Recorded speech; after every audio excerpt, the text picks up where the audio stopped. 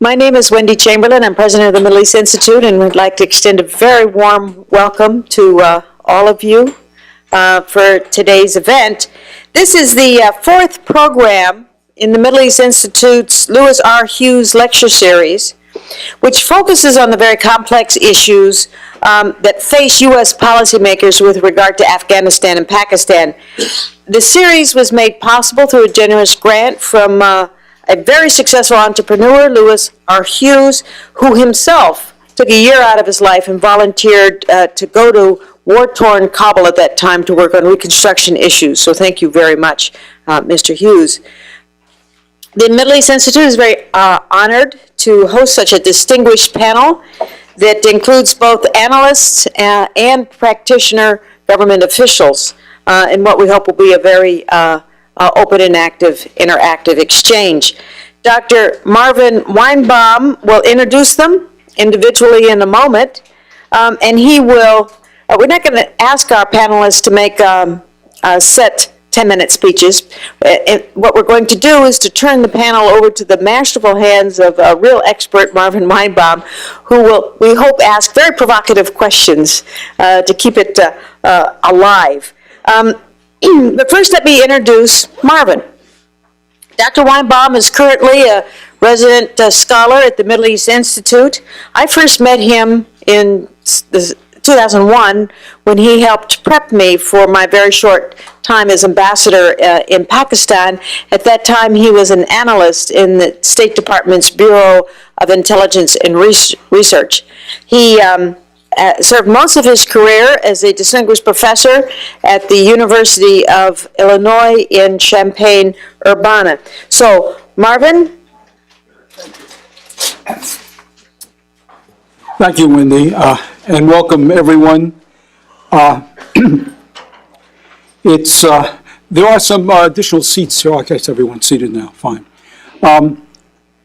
You know, most of our involvement with South Asia, Afghanistan, Pakistan particularly, has involved our strategic military interests in that region. It's waxed and waned depending on that, and that goes back to the mid-1950s. It's important to recognize that now because we may be again entering another period of waning in the sense that our physical presence with military, large military contingents, will be by the end of next year much reduced.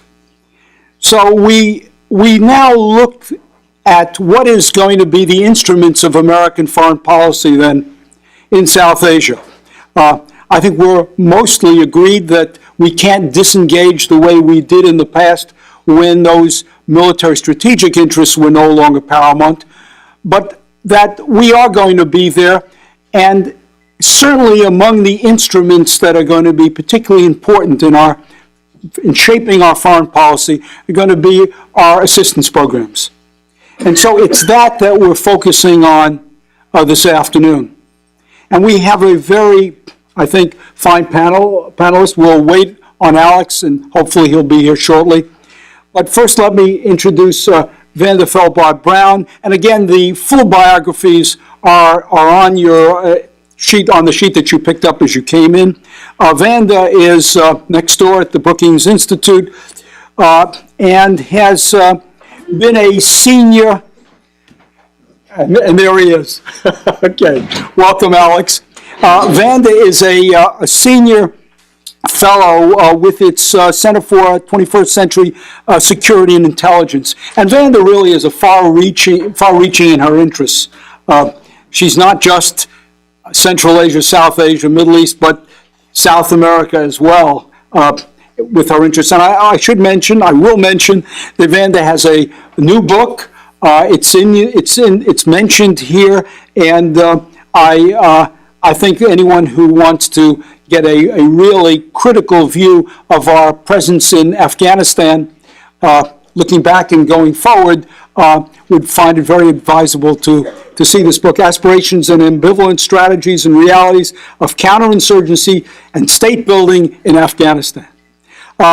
Seated to the right of Vanda is Ambassador Robin Rayfield. who is a senior advisor to the Special Representative on Afghanistan and Pakistan, SRAP, as it's known. And this is just a long run of assignments that Robin has had, and which I've seen her at practically, well, going back into the early 1970s when she was in Tehran. Robin has been ambassador to Tunisia, has held assistant secretary position for South Asia. In fact, Robin, you started that bureau, and has held an important aid position, as it's indicated in your biography, in Pakistan, looking at overseeing our aid program there.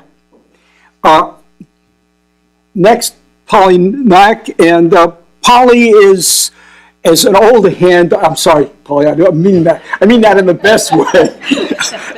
On South Asia, Polly spent much of her career in the intelligence community with a focus on South Asia, and continues to be very active. She wrote a very important study of aid to Pakistan not long ago, and she serves now as a consultant to both government and the private sector. And finally, Alex Thier. Alex, most of us originally have known in his non-governmental roles. He was particularly important in heading up the Afghanistan program with special interest in justice in Afghanistan. But Alex left our community to join the government community. Was it 3 years ago now, Alex? Yeah. And is currently and has been recently made assistant to the administrator of USAID in the Bureau of Policy, Planning, and Learning. And prior to that, headed the USAID's program on its office on Afghanistan and Pakistan affairs. So we've got an extraordinarily well-qualified panel here to address some questions that I'm going to toss at them. And I'm going to start off with returning to the fact we're going to see a substantial drop, in spite of the fact that aid may become more important for us as we look ahead now. But we're going to see a substantial drop now in American assistance to both Afghanistan and Pakistan. Everybody accepts that as a reality. So I want to ask the panel very briefly to comment on what sectors they think should be priorities now with this reduced amount, and what should determine those priorities. Please. Who'd like to start us off? Alex.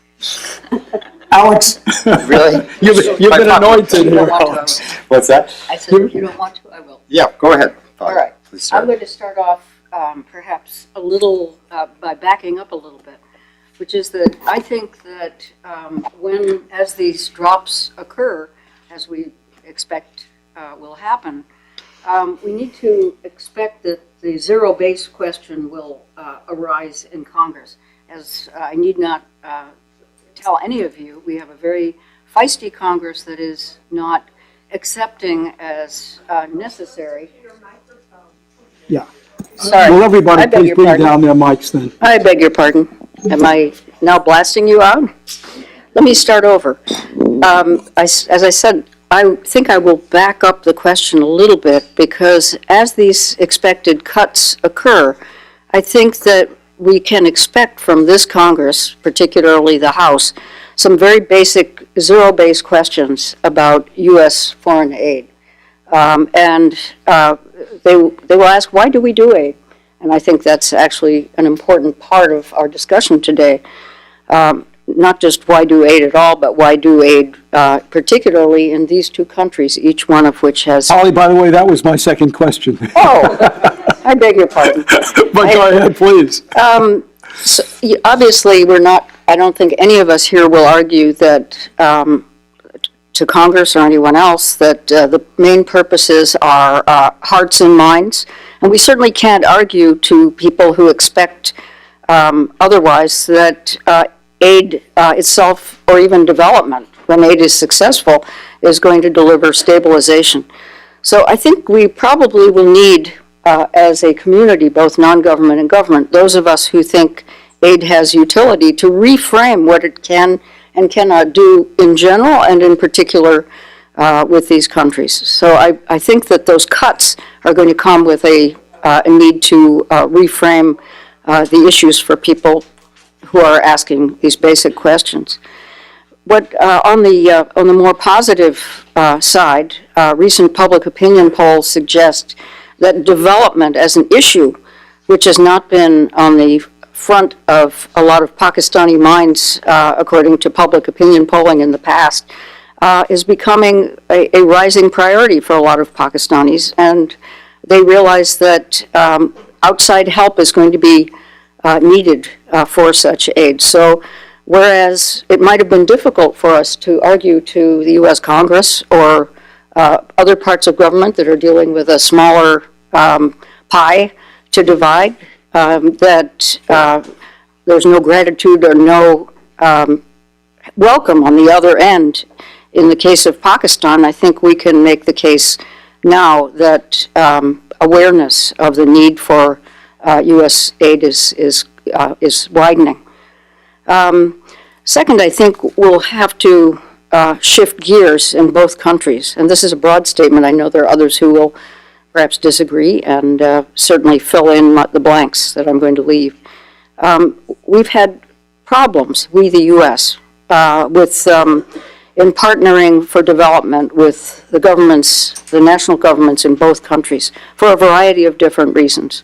Corruption, elite capture, these are very traditional issues, are not exclusive to these countries. And in both cases, I would say a revolving door of expertise on technical as well as financial in government. These people quite humanly look for other opportunities. So we are probably going to need to revisit, as the pie gets smaller, our whatever intent remains to run our aid through the national governments, as endorsed recommended by Ambassador Richard Holbrooke as the first SREP. So I think that is already being rethought. It has been being rethought, but that the need to explain the rethinking is going to be very high. Thank you, Polly. Alex. So, Marvin, maybe by way of partially answering your question, but I think also addressing when you, first of all, thank you so much. It's great to be here, and we have a pretty amazing audience when I look around and see some of the folks who've been at this for a long time. And since I've had a moment or a couple of months to step back from the daily grind of Afghanistan and Pakistan, the thing that I really focused on in the questions that you ask is what have we learned from this experience? And so I'm not going to elaborate, but I'm just going to really quickly state 5 lessons that are a way of, I think, getting at the question that you asked, because if we are going to look at both a long-term perspective on assistance to Afghanistan and Pakistan, but also to focus on what has worked, that might help to answer the question that you've posed. I think the first thing that is critical is that we have realized that it is possible to deliver meaningful development results even in the most challenging environments. And I think that is a fundamental point, because with all of the concern about aid and where it goes and how effective it's been, I think that there is a fundamental root of programs and efforts that have been demonstrably extremely successful. And it's important for us to acknowledge that, both in looking ahead and not despairing that we can't continue to do good work in these environments, but also to help us get to your question about where we've succeeded and why. And so the next 4 points, I think, speak to that a little bit. The second is that the only path to delivering sustainable results is local ownership. I mean, this is the one iron rule of development that we all know.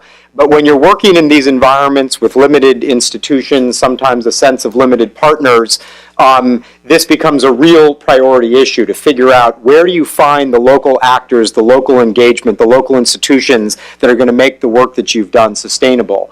And I think that we've also demonstrated very clearly that in those places where we've had the greatest success, it has been where we've had the highest correlation of local ownership and engagement with local institutions.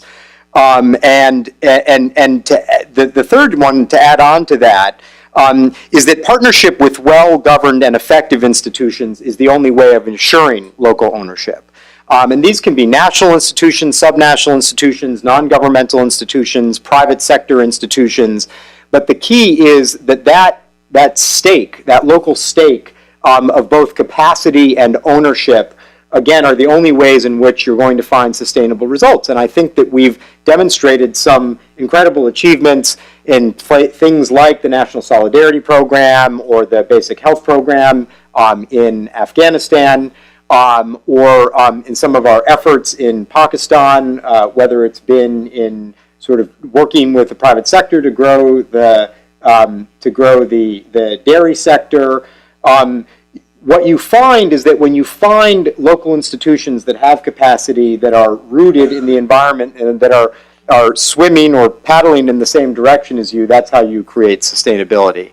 The fourth is that creative financing and partnerships, which is really the leading element or edge of sort of the modern development enterprise. This is not just Afghanistan and Pakistan, it's globally, that we as donors are much more focused on leverage and where our resources get us beyond just our direct investments, are an essential tool, and they are possible in these environments. But they have to have an orientation towards sustainable and inclusive economic growth in particular.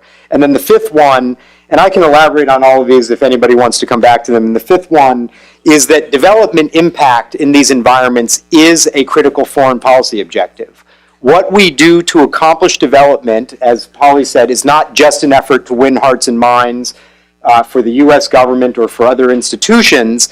Development actually gets at addressing the fundamental problems at the heart of weak, ineffective, failed states, conflict environments, societies that lack opportunities. And so we have to see that using a long-term perspective on why we do development in these environments is actually about trying to address some of the fundamental conditions that concern us in our national security.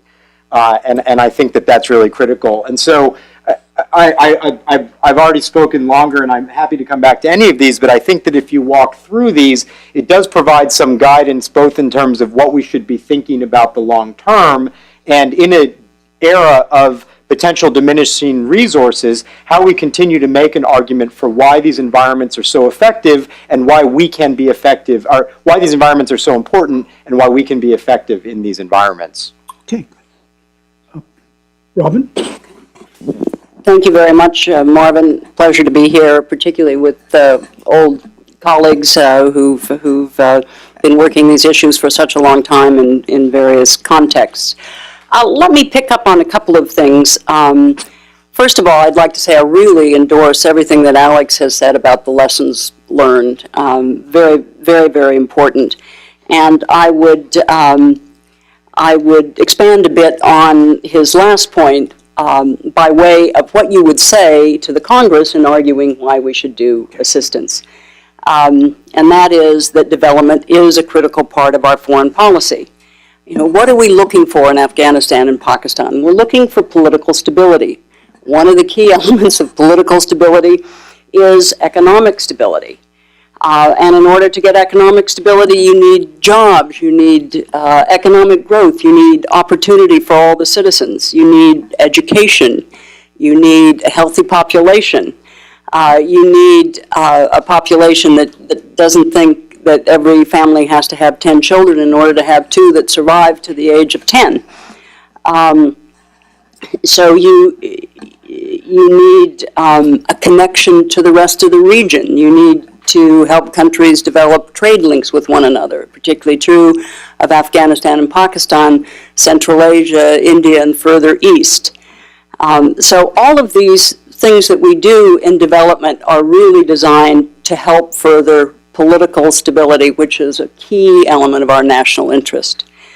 There's an economic argument that we tend to forget. And one statistic suggests that for every $1 of assistance that you provide, There's an increase in exports for the U.S. of $53. So there is an economic argument, and we all know that there is a lot of employment and so on that goes along with our assistance programs, whether Congress insists on it or not. It's still part of what goes on.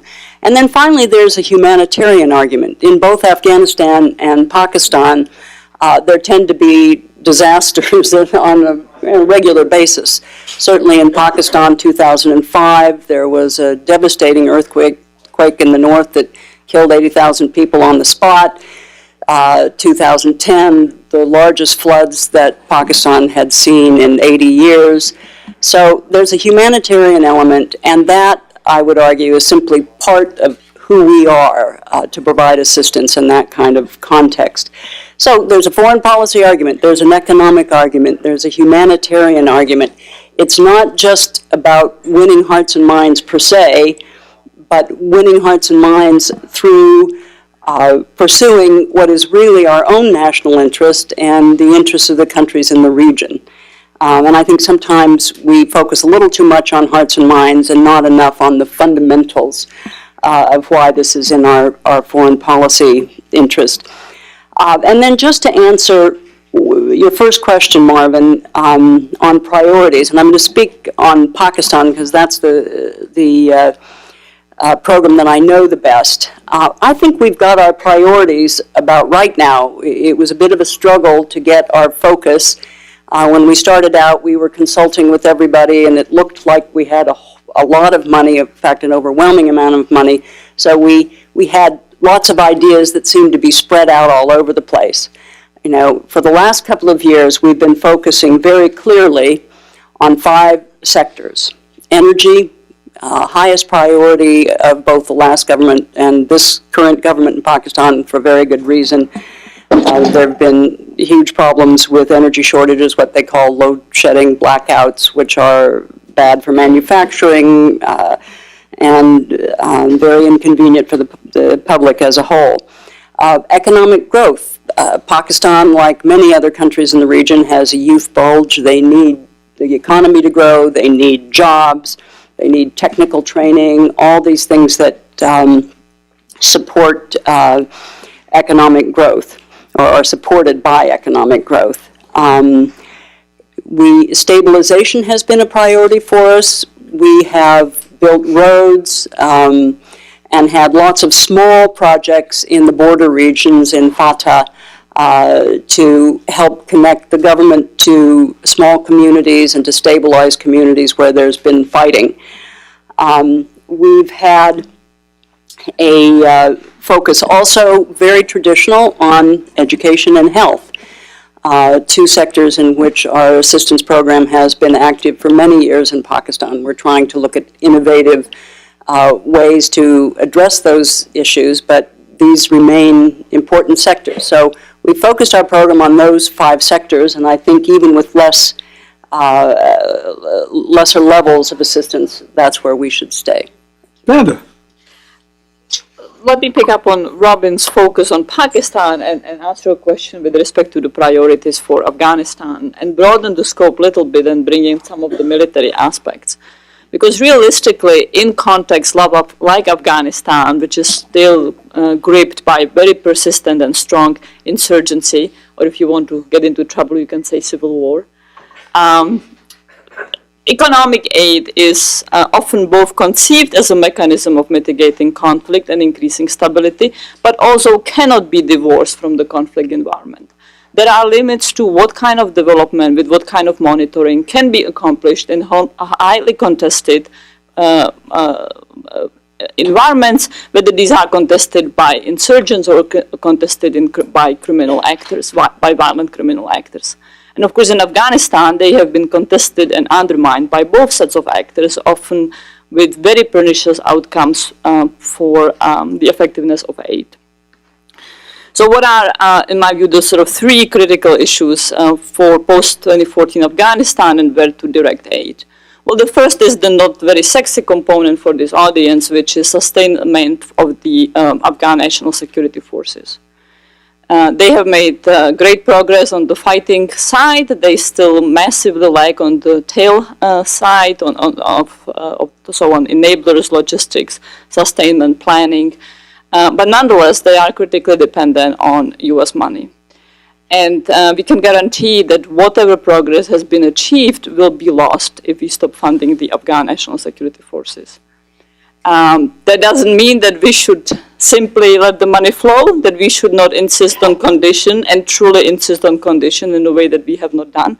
But it's a critical area, and if we start compromising, cutting money on the military side, it's very hard to imagine how anything can be sustained.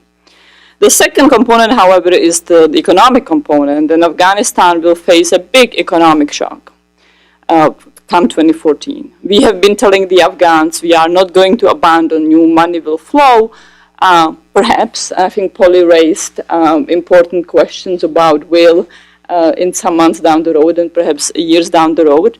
But there is also the reality that much of the economic activity in Afghanistan, particularly jobs, has been tied to the presence of foreign militaries. Under the best of circumstances, this will be radically diminished come 2015. And depending on what happens with the BSA, could be very, very diminished by the end of 2014, 2015. And so apart from the broader shock of a big decline in GDP that's going to hit the country and can down the road be offset perhaps by mining, perhaps by developing Afghanistan into a trading hub, there is also the issue of an immediate big loss of jobs, particularly hitting young people in a country that already suffers from a massive youth bulge. And it's fascinating, for example, how little this is on the radar screen of Afghan politicians. Yet one of the big, long, deep, troubling, and critical issues for the country beyond the Taliban is precisely job generation for young people. And so whatever economic aid we can put in, this should be devoted to building technical capacity, continuing to develop human capacities through education, particularly the education programs that have been effective, and also training capacity linked with trying to encourage job generation. Creating job is always the hardest part of development. Addressing infrastructure deficiencies are immeasurably easier than getting jobs growing, partially because so much of job generation needs to be done not by governments, not by foreign aid, but needs to be done by private sector that is enabled critically by foreign aid. It's encouraged or discouraged by the security environment, but it's not directly under control. It's not like planning a road and building the road. So it's often very, very difficult in many contexts. It's the part of development that often kicks in last, and it's excruciatingly difficult to do. Yet it is absolutely critical, including for Afghanistan. And the final priority point needs to be focusing on improving rule of law and governance. We have been talking about it. Many of us have emphasized it and argued for it for a long time, but in practice it has not happened. And many Afghans see the government as a mafia rule. Not just the government, but the entire system of governance that pervades Afghanistan. Now, elections are coming, and there is a big hope that elections will be a big opportunity for reversing, changing the governance dynamics in the country. And that hope needs to be seized and needs to be encouraged. But to come back to your questions, how we do use aid to encourage our objectives, we need to become much tougher-minded about how we disperse money.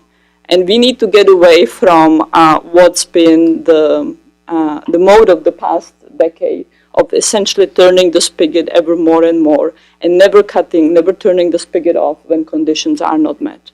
And these conditions need to be much better governance. We can no longer tolerate, as the United States, both because of domestic opinion, collapse of support, but also because of the effects, the pernicious effects this have had in Afghanistan of setting red line, allowing, tolerating the Afghan government and power brokers to ignore the red lines and then not doing anything. And it's very important that this session is being held. I almost wish it was held a month earlier when the 1 year of Tokyo anniversary came up. the Tokyo framework conditioned that at least 20% of aid to Afghanistan would be tied to the Afghan government performing on about 21 points. Well, they failed on 19 of the 21 points. How much of the 20% that were conditioned to performance were in fact cut off? My latest, although I might be not completely up to date, but my latest information was that it was only the government of Norway that has cut off any money at all. That's right. Or at least they have suggested that they might. They might, yeah. right. I have lots of questions, but you people want to get back into it. Let's keep our remarks a little shorter so we can get to, and ultimately to have the audience raise Absolutely. questions as well. Polly? Yeah, having heard what my co-panelists have said on this first question, I'd like to take another short cut at it. I think Vanda is absolutely correct that feasibility and security as the driver, as the main determinant for that, is overriding in whatever happens to our aid in Afghanistan. And I agree about the moral hazard problem. You know, if you're feeding essentially a process of corruption and making people cynical about authorities and government, then you probably are not doing a service. I do certainly feel that on humanitarian and other grounds, there must be ways that we can find our way past some of these problems, and at least in a small way continue the sort of assistance that Vanda mentioned. But when we come to Pakistan, I think we have more choices and in some ways more dilemmas, because the security situation isn't the only driver. So feasibility, which is still a necessary consideration, needs to make room for relevance and moral hazard. And I think we have not been sufficiently flexible in establishing and adjusting priorities and methods of reaching Pakistanis as Pakistan itself has changed.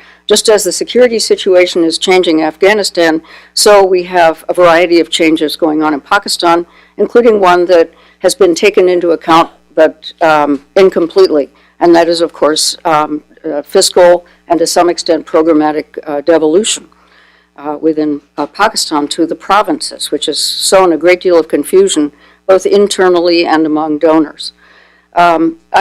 It strikes me that if you want to be really relevant in Pakistan, you need to address urbanization, and you need to redirect what has been long been a focus of USAID somewhat from agribusiness, which is certainly important because with changes that are going on within Pakistan, there's a risk that productivity of land, which is a finite commodity, agricultural land, will go down. And it's absolutely critically important that productive methods be promoted and that the best practices within Pakistan be disseminated in a relevant fashion. So I'm not suggesting that we discontinue something like agribusiness, which is, I think, very important. We haven't been very successful in basic education in Pakistan. Others have been more successful.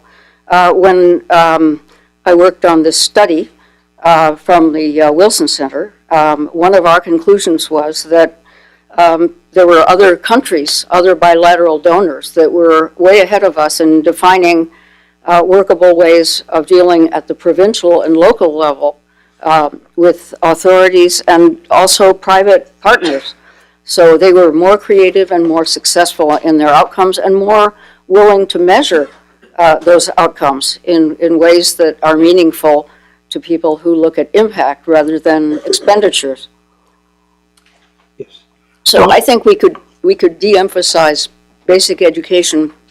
Health is really important, but I think if we take the things we've been doing, including infrastructure, and we target them to urban areas and in Pakistan, as Vanda said, in Afghanistan, to youth, we are going to have far more impact in the views of Pakistanis as well, perhaps, as our Congress.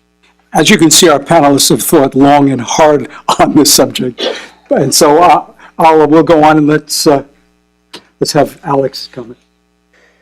Just to respond to a few things, because I think it's important, I was deeply and intensively involved in the TMAF, that's the Tokyo Mutual Accountability Framework discussions, the design of it, for precisely the reasons that Vonda outlined, because it's fundamental to Afghanistan's future that we use what resources we have to enhance the effectiveness and credibility of their government. And I think that we've made really important strides. It's in fact not at all true that Norway is the only one that has withheld aid. You know, last summer there was the July senior officials meeting, which was the 1 year out for Tokyo. And a number of donors, including the British, the Germans, and the United States, have all, in slightly different ways, withheld assistance or conditioned assistance or incentivized assistance on specific changes that were outlined in the Tokyo Mutual Accountability Framework. In fact, the United States announced at the senior officials meeting $175 million worth of aid would be incentivized, 75 million from this year and 100 million from next year, based on a specific subset of measurable conditions that we outlined that are within the TMAF, but not taking that document in its entirety. And so I think it's really important to acknowledge that this group called the 5+3 group, that has really been the group of donors that has worked very hard with the Afghan government to make the mutual accountability framework both mutual and accountable, have come up with ways that they believe that they can do that. The commitment was 20% over time, but 10% initially, and the United States has fulfilled that, we believe, with our assistance, and we're encouraging others to do the same. I met recently with the Germans, and they feel that they've gone beyond that level. And again, they're calibrating in different ways. Some of the ways that they're looking at doing it has been to reduce, for example, the commitment to 50% on budget. Some of it has been to withhold assistance entirely. And so I think the international community is getting really creative. And I think if you look at it, this has actually been a model that folks are interested in for how we do these things in other similar sorts of contexts, because conditionality is never easy for governments, but I think we're getting better at it. You know, on the Pakistan side, I think that while it may have been true several years ago, as Robin said, I think that we have really made a shift in Pakistan, both in terms of focusing our assistance and making it much more effective, but also really being creative in terms of what we work on and who we work with. I mean, the Pakistan Private Investment Initiative is a great example of this. It's a unique instrument that was basically created because we saw a critical need for investment in the private sector at the small and medium enterprise level that they just simply wasn't happening in Pakistan. There's a variety of reasons why both the domestic market and the international market weren't serving this, but as we all know, the SME environment is where jobs come from. And so to fix this, we came up with this very unique model that not only put in substantial U.S. resources, but actually got a one-to-one at least match of private sector resources. And so we have two investment capital firms that have joined together with the U.S. government and doubled the amount of money that we're putting into the sector for SME lending. And I think the reason that that's important is that not only are we being creative, not only are we leveraging our resources to bring in other resources that both have an immediate impact, but also a demonstration effect in a place like Pakistan, that it is actually safe to invest there if you do it well. But it's also helping us, you know, the people of Pakistan, the government of Pakistan want nothing more than their own economic independence and self-sufficiency. And that's what we want to increasingly put them on the path to. So our agribusiness efforts have been about trade, not aid. These investment efforts have been about trade, not aid. And so I think we've heard that, and we've responded with a lot of creativity. Okay. Now we have our priorities, our goals. The governments in Islamabad and in Kabul sometimes have theirs. They don't always mesh. How do we resolve this? How should we, what do we do? To what extent do we condition our assistance entirely on what we find to be sound development.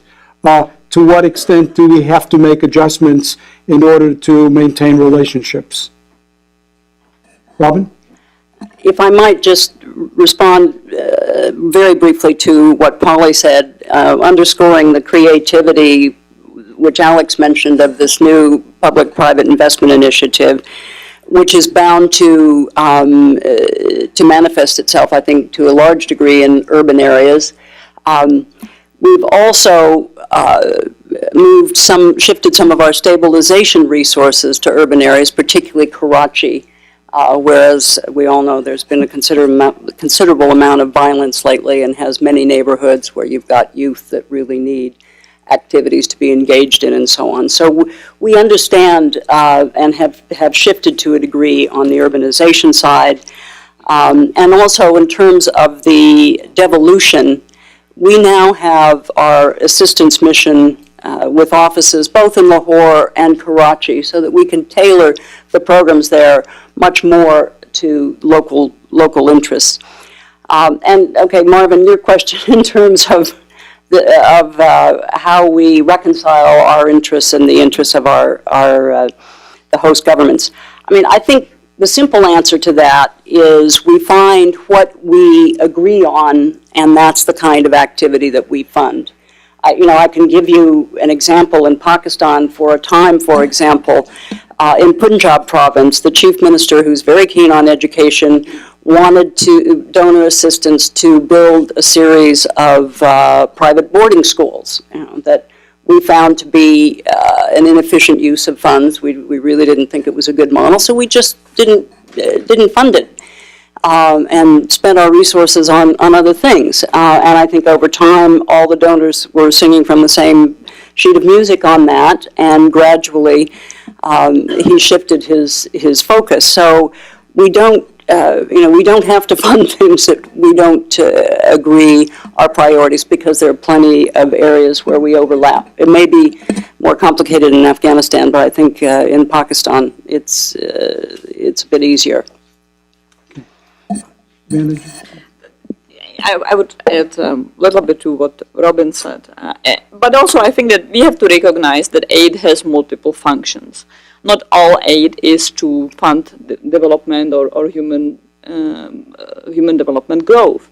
It can very well just be a mechanism of inducing the government or another actor to engage in some activity. And that's fair. It is a diplomatic tool. It is a tool of foreign policy. And we have to be careful that we then don't accuse these programs that are really buy-offs, if you would like, of not performing economic objectives where they were never meant to perform economic objectives. That said, we also have to be very careful that these buy-off programs are not overloaded to the extent that development aid then really comes to suffer.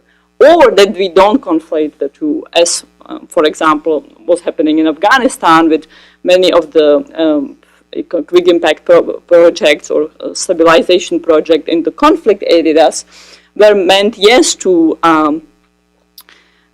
set the path for long-term sustainable development, but more importantly, in the immediate future, were meant to wean the population away from the insurgents or even hire males away from the insurgencies. And I would argue that they failed in buying love, weakening the insurgency, and in fact distorted a lot of local economy and ultimately have not easily been transformable into sustainable economic development.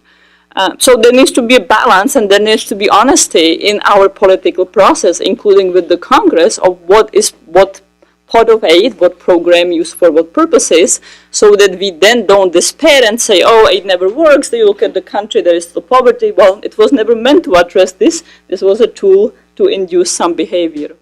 But we also need to become, I think, far more diligent about enforcing that if we are using aid, cash transfers, or other forms of the aid to change behavior, that we cut it off when the behavior is not changing, and that we divert it to more productive uses. The Special Inspector General for Afghanistan, Sigar, reports have cited what are said to be a lack of financial controls in our aid program in that country. Is it as serious a problem as it is depicted in these reports? How should we evaluate this briefly? In your comments, please.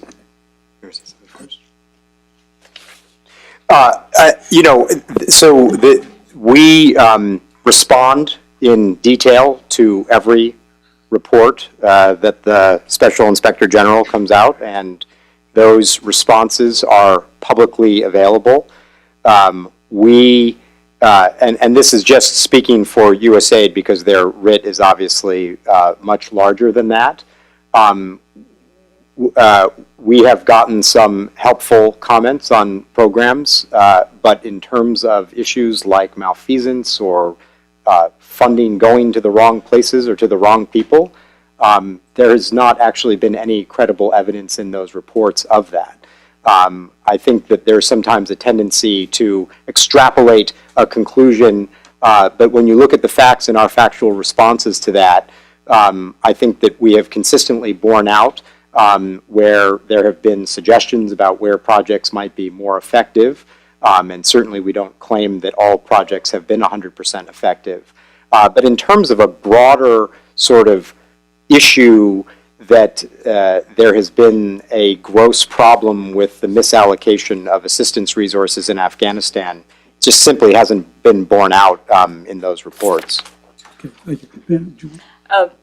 Yes, I mean, I think that this is a very difficult issue, very difficult dilemma. If you have very unaccountable, very contested environment like Afghanistan or very much Somalia, which bears many resemblance, including in terms of aid, and foreign donors just allocated 1.8 billion for aid to Somalia, and I fear that we'll see some of the same problems that we have seen in Afghanistan. But it's a very difficult issue. If you have contested environments, lots of violence, minimal capacity to monitor funds, and a lot of pernicious, malicious networks in the system, aid will be diverted. And part of it is just recognition that's the price of doing business. Do we get terribly excited about the fact that Shabab will skim some money and cut off all aid and risk massive humanitarian crisis? I would say that's not worthwhile.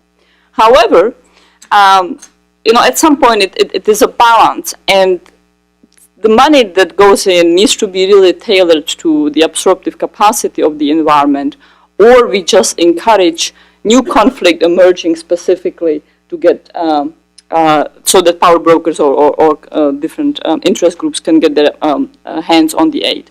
And I would say this has plagued us in Afghanistan. I mean, numerous times, power brokers often associated or in the government have appropriated massive amounts of aid, diverted aid. Communities have come to fight over each other, sensing that one community is being privileged, that there is not a sufficiently inclusive, well-governed space.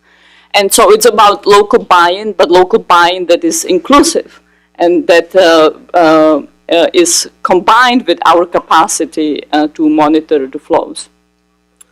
When I was part of an aid assessment team in Afghanistan last year, we spoke to many Afghans who valued our program, but showed contempt for the way in which we allocated our funds, our contracting system particularly. They labeled it American corruption. And what they focused on, of course, was the fact that large, overwhelming, in some cases, portion of what was designated to go into the program never reached the intended recipients. How do we answer them? How serious is this problem? Obviously, they think so. Polly? I want to answer that and then address briefly a couple of related issues that have come up and that could use, I think, another comment. It's when you look back at the history of U.S. foreign aid, there's been a tussle from the very beginning between wanting to delegate more ownership and even authority to recipients and needing to be accountable to a variety of authorities in the United States. And that includes, in the case of USAID, within USAID, it includes very complicated laws that were written decades ago and in a perfect world would be scrapped and rewritten for the world that we live in now. And layer upon layer of accountability mechanisms that really, I think, and I have to say, with great sympathy for USAID, make it really tough to lean forward in giving more latitude locally.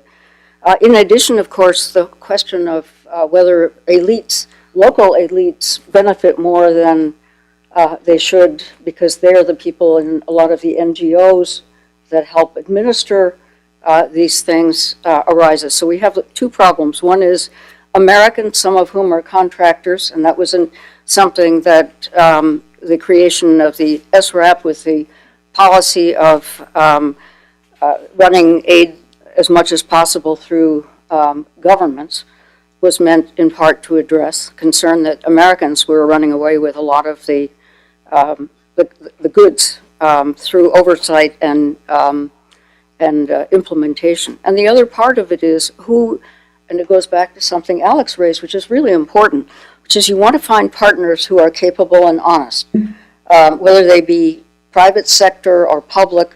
You've got to find someone you can actually work with who is interested in some of the same outcomes. The problem with that is frequently we're talking about middle and upper middle class people who share some of the education of their American counterparts. So I think a lot of this perception everywhere comes from this issue. I wanted to say a couple of other words, though. One is we've been talking a lot about how you get aid to do what you want. And, of course, that goes to the question of building incentives to the way aid is packaged and the way aid is offered and the way aid is delivered, and conditionalities. If we started out with the question of what do you do if a government wants totally different things than we think is good for their development. Well, it is our money, and I think Robin pointed out quite rightly that sometimes you walk away and say, I don't think that we are going to fund that. It isn't consonant with what we believe is important. One difficulty is the limits of U.S. influence, because, of course, what we'd really like to do is be able to motivate the country to embrace policies that we think are good for it. Now, the amount of aid that we offer is always one issue, and in the case of Pakistan, it's relatively small compared to the country's needs and annual budget. And in addition, of course, elites embrace tenaciously the habits that have got them where they are. So it's not clear that any amount of aid would get some of the cronyism out of a country like Pakistan and, say, the energy sector, where you've got a lot of very hardwired habits and institutions. So money may not really be an incentive. And on the negative side, some have suggested that the U.S. Not support IMF support for Pakistan, that we actually oppose it, because and that we don't give bilateral aid unless Pakistan reforms. And I think this gets into an issue that we haven't really discussed here, which is what is the proper relationship between multilateral and bilateral incentives and goals, and how do we decide when to abstain on the multilateral front. We have a combination of lending and aid, and we generally don't do a whole lot of bilateral partnering. So I'd like to hear from my government colleagues here. I think Robin's ready. Yeah, just a couple of comments. Needless to say, in Pakistan, you have the same complaints about U.S. consultants and contracting mechanisms as you do in Afghanistan. And part of the problem there has been that over time, although this is beginning to reverse, AID had lost its capacity to do a lot of the substantive work itself, and in order to broaden its capabilities, it had no choice but to contract. But I think that's beginning to change. But one of the fundamental problems is having realistic timelines. If you need to spend a whole bunch of money and be able to account for where it went, not necessarily what it achieved, but where it went, you aren't likely to find a viable partner either in Pakistan or Afghanistan or a number of other countries. So if you were able to have a longer timeline, so in the beginning you could help to develop the local capacity, then you could begin to shift a bit away from this, this contracting business. I would just like to speak to another point that Paulie raised. In 2009, when Ambassador Holbrooke was first trying to urge us to put more money through local institutions, be they government in the case of public sector type activities, or private institutions, NGOs, or whatever in case of other kinds of activities, the whole point was to give local governments and the people on the spot a voice. And that was something that had been missing. You hire a consultant, they do the program, and they hurry up and spend it because they're under time pressure and so on. The second goal was sustainability, which everybody has spoken to, Alex, Paulie, and others quite eloquently here today. That was the purpose. It wasn't simply mindlessly to move through local institutions, but it was to provide a voice and some sustainability, this whole point of buy-in, which everyone has touched upon here today. And on conditionality, I think for us and a lot of other bilateral donors, the big conditionality comes through the IMF program. They've just signed on to a new IMF program, which is much stricter than the one they did in 2008, where a lot of conditions have to be met up front before disbursements. And it's that conditionality and that amount of money, which is far more than any bilateral donor can bring to the table, that we hope will move the government more in the direction of reforms, because it provides a much more credible incentive than bilateral programs. On that score, it was just yesterday that Pakistan announced that it was reducing its development budget by 28%, presumably as a consequence of the IMF conditionality, which leads, perhaps now makes what's often called our small contribution to Pakistan's development look larger. Well, part of the conditionality is finding ways to increase revenues. So let's see how they do. And these disbursements happen every 3 months, so they don't. I want to leave enough time for the audience. I just want to raise, since we're on to Pakistan, you can't help but go to Pakistan and hear something we just heard remarked before. We want trade, not aid. And what you generally get along with that is, and I've heard this particularly perhaps from the elite, the aid elite more than anybody else, is that you're stifling our domestic problem-solving capacity with your programs. And if that's the reason why we want to get off aid, we want to get on to trade. Alex? I think that it's interesting in this conversation. I mean, I think that there's a little bit of a fundamental disconnect in terms of the thinking about the nature and role and potential impact of development assistance that's come through this conversation.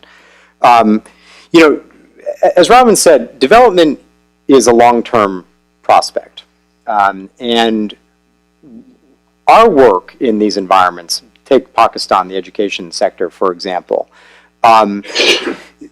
We believe, and we have a new report that's outside as well, and if you look at USAID's new global education policy, not just for Pakistan, it is very results and measurement focused, and this is the program that we have been implementing. As you noted, devolution has been critical, and we are working directly at the provincial level in Pakistan for precisely those reasons.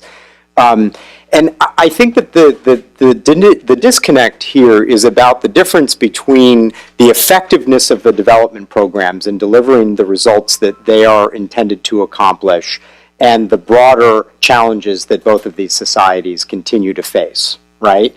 And the reason I make that distinction is because I really believe, and I think that we have very good evidence to demonstrate in both Afghanistan and Pakistan that these development investments have made an impact.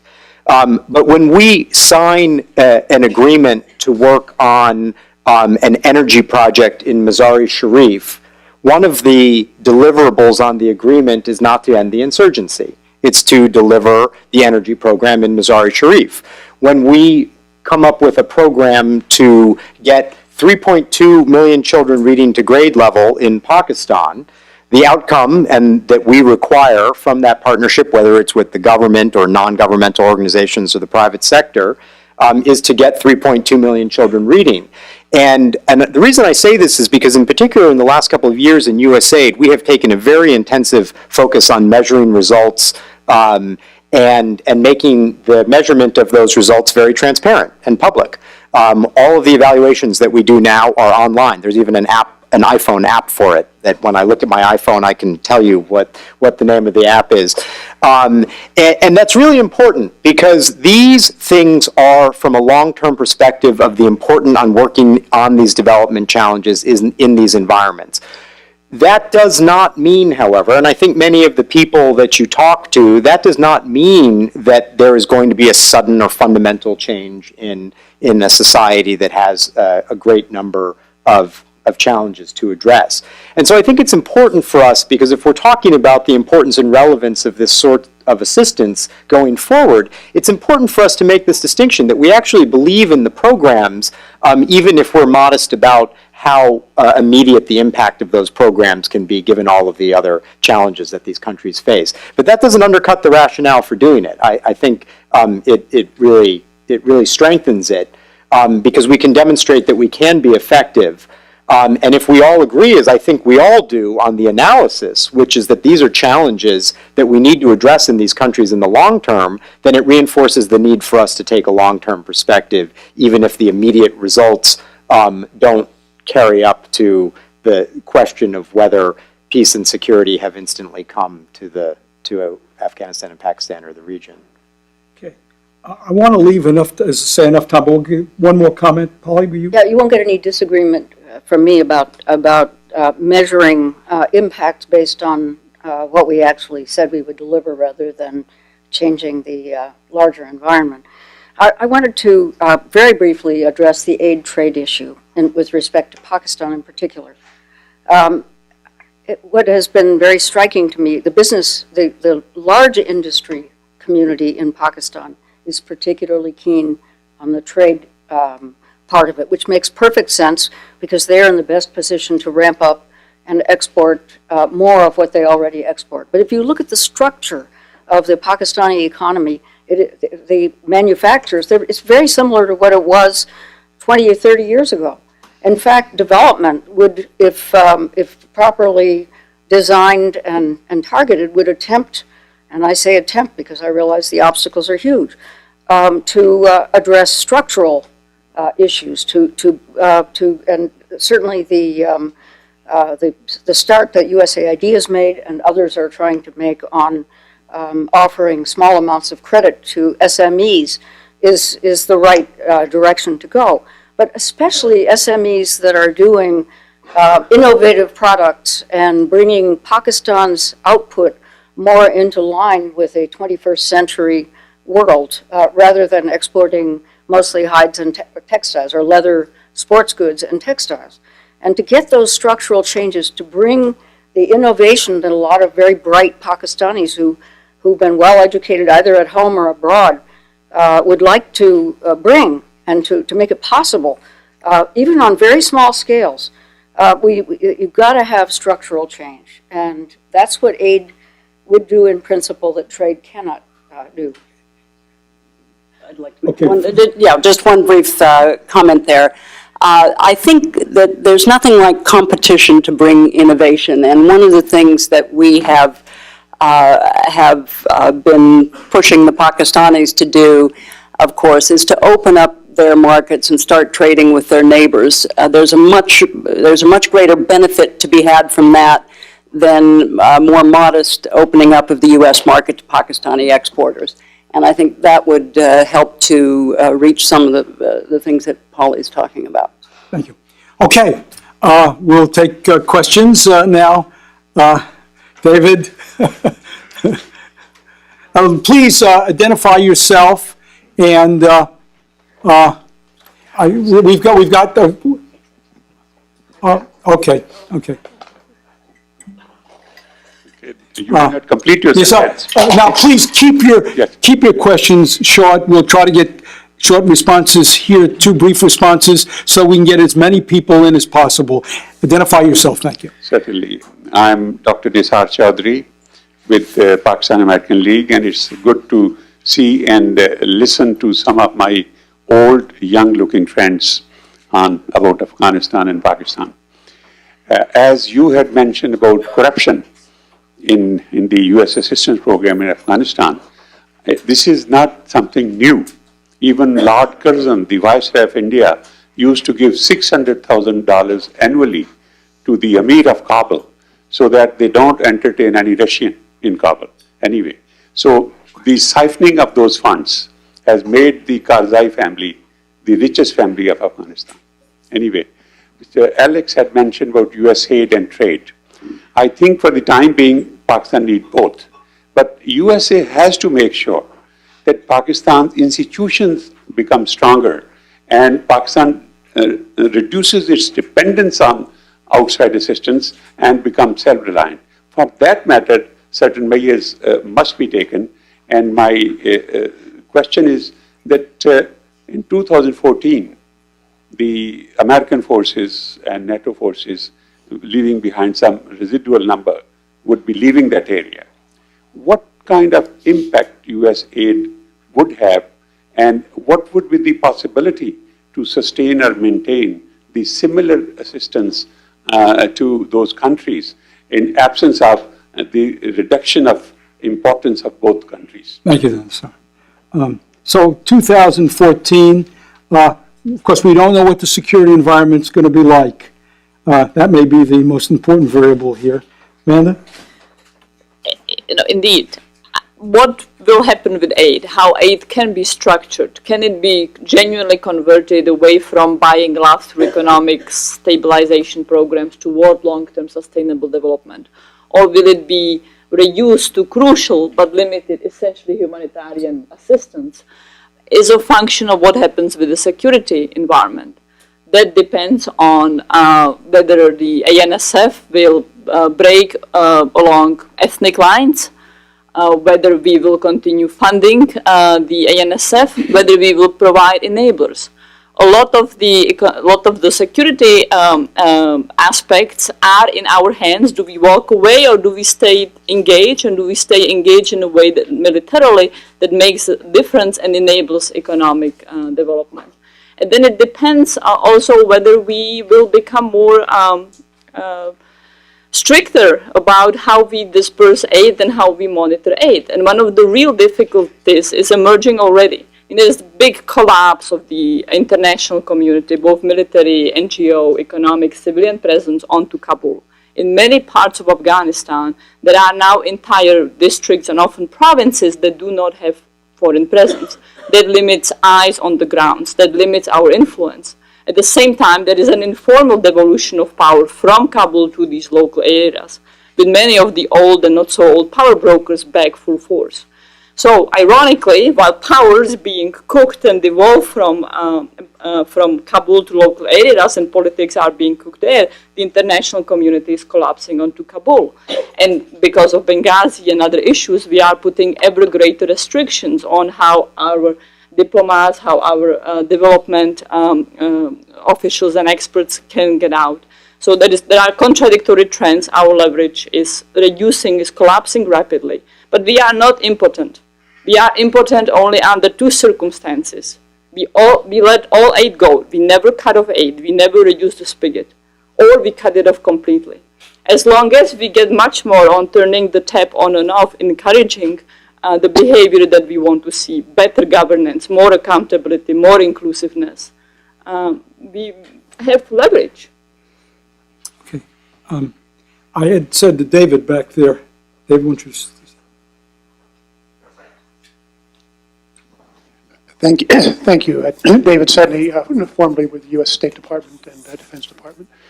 I want to thank you for this incredibly insightful panel, and I'm struck more by your differences than by your agreement. And I think those differences are important. And I'm going to offer a couple of areas of difference as well. Sure, And ask for the sure. comment. And ask for the comment. First of all, I agree with Alex that we have a lot of lessons about how to do aid right. And we have examples of success, Taiwan and Korea in the 50s, Greece somewhat later. We have examples of failures like Bosnia, Haiti, Somalia, and others that I would offer failures. I think we spent too much time trying to model the failures rather than modeling the successes. In Afghanistan, for example, the point that Vonda made and others have made, our delivery of assistance is roundly despised by the Afghan people. They see us as corrupting their society. We haven't changed that model. Model which somewhere over 50% of the money the U.S. Congress budgets actually goes for administrative overhead, oversight, and other costs rather than actually being delivered to the people. So I would actually suggest we do need a more comprehensive relook at how we do assistance in order to achieve our goals. And while I am admiring of the fact that we can have an app that allows us to look at the progress of our assistance each day, just as I can look at the progress of the stock market each day, it's actually totally irrelevant to the long-term future of my retirement fund in the case of the stock market, or to the success of our goals, that you can measure it day by day. You have to measure it long-term. Okay, thank you. The gentleman just in front of him. Yeah. Okay. Good afternoon. My name is Adam Azim. I'm an American University alum. And my question is for Dr. Vonda Felbab-Brown. I read your book. It's a good book. I noticed that there was lots of criticism about the system of governance that you brought up. There were lots of criticisms about, for example, warlords and the system of governance in Afghanistan, and it's a system of governance that we created essentially. I mean, first of all, the warlords aspect. We propped them up in the 80s in our war against the Soviet Union. They remained, and they persisted until now, and they still do. And the government post-Bonn conference. It's a top-down government, and it's something that we created. And as you notice, you said that it's naturally devolving now. Why didn't we devolve it in the first place? And if we devolve it, wouldn't that help, I guess, coalesce these warlords into their regions and thus focus them inward into their regions and, I guess, create a new and innovative way of Afghanistan, its system, basically innovating its system and helping it sort out. You just basically break apart the traditional structure and bring about a new and innovative structure there, which would, I guess, help the country in a broader sense. Thank you. Polly, did you want to comment on this? Yeah, although I think... Well, Vanda, it's true, the question was directed to Vanda. And Vanda. then I would like to add something. Yeah, go ahead. Do you want me just to go ahead? All right.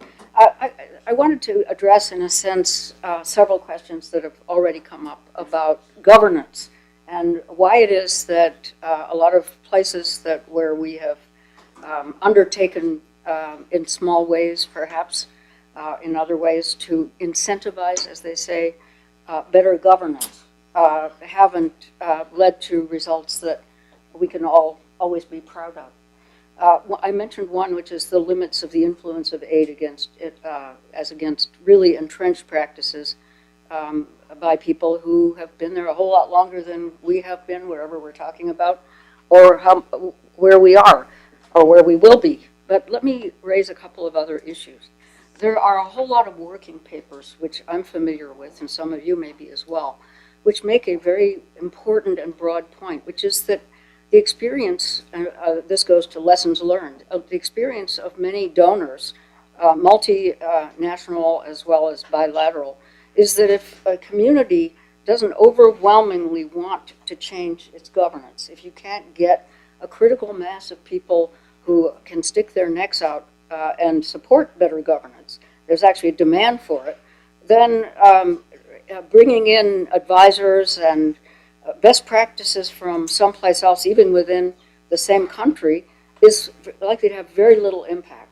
And some of those working papers are fascinating because they document, and they're from over several decades, efforts to transplant ideas from within the same country to a region that's different. And if the recipient area it doesn't see this as better governance, or if that isn't their priority, it ain't going to work. So I think that we have to be kind of realistic on the feasibility of improving governance in places that aren't keen on it. The other issue goes to another point that a lot of development, sage development people with long experience raise, and that is we tend to look for lessons that are generalizable, practices that are generalizable, and the best practices notion implies that you can transplant things. And in fact, an increasing number of people I know who've been in the international aid business for a long time say what we really ought to be doing is tailoring instead of trying to have global goals and means. It doesn't work. So I want to add that to the discussion because I realize it bucks a trend toward looking for broadly applicable ways of solving problems. Okay, quickly, Ben. I meant to local context specificity, which doesn't obviate that there are broad lessons, but local context, local institutional, cultural context critically matter. Picking up on Polly's comment that there needs to be local demand for better governance, I think that one of the biggest tragedies of the past decade in Afghanistan, and that it's not the collapse, it's not the failure, it's not the tragedy, but one of the sad aspects of it is that there was an overwhelming desire for better governance in Afghanistan. There was a real craving for an accountable governance, even national government. And there were good reasons why the decisions were made to centralize power so much in Kabul, both because people were tired with the warlords, many tribal structures had collapsed in parts of Afghanistan, were no longer offering viable governance, and the Taliban had previously been capable of coming in precisely because warlords performed badly and traditional tribal structures of governance had collapsed. And also because one of Afghanistan's long-term challenges has been weak center and very fractured periphery. So the structures were created that very much formally centralized power in Kabul, while at the same time warlords were allowed and sometimes were actively, inadvertently, but nonetheless actively helped to become very powerful again. Which brings me to say that devolution per se is not a silver bullet. You can have devolution with a lot of bad outcomes. Devolution can once again empower very problematic behavior, just but local actors as opposed to central actors. So devolution or centralization are neutral. It depends on context and it depends on how they restrict or allow inclusiveness and accountability. Okay, let me take from over here. Just wait for the mic. من نیکوژاد هستم از فلوریدا. Basically, bottom I understand, all this U.S. aid come back to two factors, the way you're covering it. National security of America and American national interest. The question is, I know we talk about Pakistan, I know we talk about Afghanistan, but we forget a big neighbor next to it, rest of these two countries. As you know, culturally, tribally, language, and we can go back, they are very close. And the question is, according, if I can quote Mr. Henry Kissinger, one of the articles, he said, I think 5-6 years ago, I don't know exactly where I read it, but he says, American national interest is a parallel line with the Iran national interest. I understand that last 35 years, what's going on, don't get me confused, but my question is, in order to stabilize Afghanistan and especially or Pakistan, and one fact I mentioned was one of the most priorities is energy. As you know, there's a pipeline built almost by Iran to border of Pakistan from Iran, supposed to go all the way back to India. The question is, if the American national interest, make it summarize it, with Iranian are the same, my question is to you, what forces within, I don't know, the government, private organization, in the international arena, within this country, anywhere in the world, somehow they don't allow. I know the history, believe me, I was through the revolution. I was fought Saddam Hussein. I know all this stuff. My question is, any of you guys explain to me what forces does not allow to at least, I know it takes a long time, these 35 years conflict, to start a base to help everybody in the region. Okay, so the question really is regarding Iran, and by the way, Henry Kissinger just last week reiterated the same idea. He thought that American and Iranian interests were really quite parallel. Yeah. Why they cannot work? Yeah. It's really a question maybe about the pipeline. Is that it's a little bit off, but Well, it's the same thing that it's not really our aid program. And so I'm glad you brought this up, but I think I'm going to have to take it as a statement rather than a question. Okay. Let me just get all the way back here. In the very rear there. Yes. Thank you, Dana Marshall with Transnational Strategy Group. Thanks very much for the panel.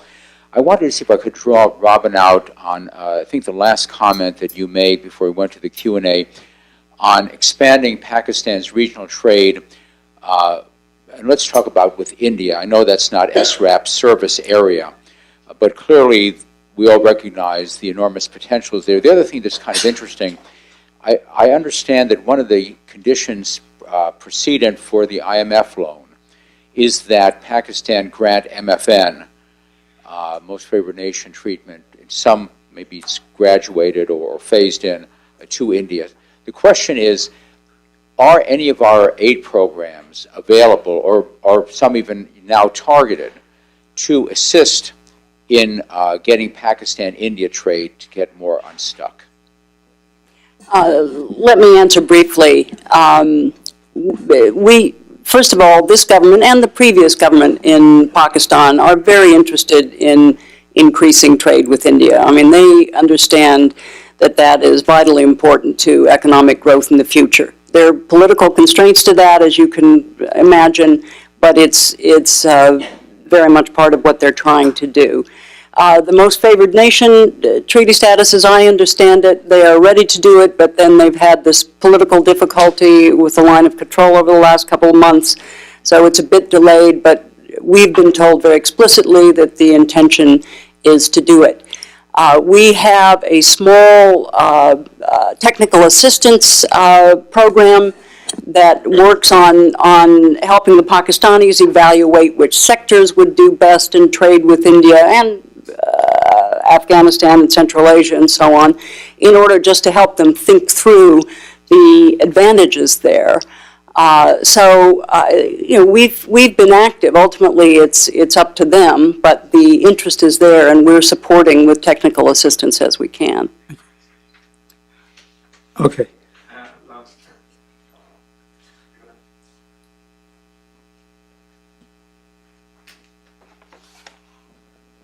Hi, my name's Waqad Malik. I'm currently a Carnegie Fellow at New America, but also Senior Fellow at SITE and Assistant Professor at National Defence University, Islamabad. And I'll be going back there in a couple of weeks at the end of the month. I've been there for the past few years, and I've faced a lot of issues as far as the energy, the violence, the problems. We've seen the whole spectrum of issues in Pakistan. And I've studied Afghanistan in depth for a long time. One of the things, as far as aid is concerned, yes, you're talking trade, not aid. And there's a fundamental reason as to why. Is that there's a gaining belief in Pakistan that aid is primarily there for leverage to direct Pakistan national interests vis-a-vis American national interests. And the Americans will not really give it up. Which keeps Pakistan subservient in that respect. That's a belief there. That's won't give up the aid. Well, you know, the idea is that you will not rescind the leverage there, and you will continue that. The problem here is that the aid doesn't filter down to the local populations where it's necessary. There's no localized aid because the government interferes. This enhances elitism in Pakistan, which takes benefit of the aid primarily. You say that trade, not aid, but it's elite that actually benefits from the aid and continues the circularity and the cycle down as far as society is going. Now, independence will only generally come as far as Pakistan is concerned, and getting back onto its own feet and finding alternate ways out. And structural change is absolutely essential, as you mentioned, but only really occur when those interests and those leverages are rescinded as well anyway. Okay, thank you. Again, I'll take that as an observation here. Dick? My name is Dick Hoagland. You want to wait on the mic there? Sorry. My name is Dick Hoagland, and I'm still sort of with the State Department. Just came back from Pakistan after 2.5 years. I'm really fascinated by this discussion, both the panelists and the audience, because we're seeing a kaleidoscope of how to think about assistance. But I think it's terribly important to step back as much as we can as a government and as a nation to ask why assistance in the first place. Because there are so many problems associated with it. There is so much institutionalization that has become sclerotic in how we think about assistance. The real problem that I have seen over many, many, many years is, first of all, assistance generally does not give us foreign policy leverage. That's a given. Secondly, technical assistance and capacity building are fine, but unless there's political will at the top to implement it, nothing will ever change. And then the final question that I think this leads to is, why should we, the United States, and private citizens with our tax dollars do for governments what they should and could be doing for themselves if their political and social priorities were right? Thank you. Anybody want to respond to that? Yeah. Alex, why should you get any more money? Yeah, no, I mean, I think Dick does those 3 observations or 2 observations and a question are right on. You know, again, I think that there's this conflation of the idea that was particularly also in the last comment, that somehow our development assistance is going to change the fundamental ways in which Pakistani society is run and who makes money where and why and how. It's not possible. That's not the intention. It's far too small an amount, and that's not the purpose. But I think that the way to answer that question, because Dick's question really goes right to the heart of whether aid can be effective in a society like Afghanistan or Pakistan when there are larger challenges. And I think that the fundamental point is that these governments and these societies are not monoliths. There are, for those of you who have spent time in both of these countries, there are fantastic actors and institutions in both of these areas. There are people who risk their lives to engage in reform, to lead organizations that are human rights-based organizations or that are governmental organizations, whether at the national or subnational level. When you look at the heroic performance of like the National Disaster Management Authority in Pakistan during the floods, you can only look at that and say what a tremendous job or capacity there does sometime exist within these, well, it's in part military, but they did an amazing job with international assistance in helping the people of Pakistan. So the point is that there are in these societies a large array of institutions and individuals who want to govern effectively, who want to demand resources domestically and work to mobilize those resources. And so we look to partner effectively with those people and institutions where we can, and where we do that is where we find success. A fundamental tenet of our work in Pakistan in the past couple of years has been to pair our work on some of the most important issues with work on governance in those sectors. Energy is a great example. We have focused both resources in terms of technical assistance and as well as diplomatic resources, as you well know, in terms of negotiating and providing support to the IMF and the World Bank in their negotiations with the government to demand that good governance is in fact a condition, not only because we want it and we think it's better, but because the type of work that we are trying to do and that the Pakistanis have prioritized for their own energy sector simply will not come to fruition unless they make some of the changes and reforms. And so I think the answer is yes, we have to have that sort of buy-in. Yes, we have to have that sort of local leadership and ownership, but it doesn't mean that just because there are problems in the countries, we can't find institutions and actors to work with effectively. And where we find that we can't work with them, then we stop, or we should stop. And we've had to make some of those hard choices as a result of bad appointments or bad changes or failures in programming. But I think it's really critical for people. I think we're coming to an end, so I just wanted to say one thing about, I think that there's a lot of concern and negativity, but there's some pretty fundamental things that I think are important. The UN Human Development Report came out this year acknowledging that Afghanistan has made more development progress than any other country on the face of this earth in the last decade.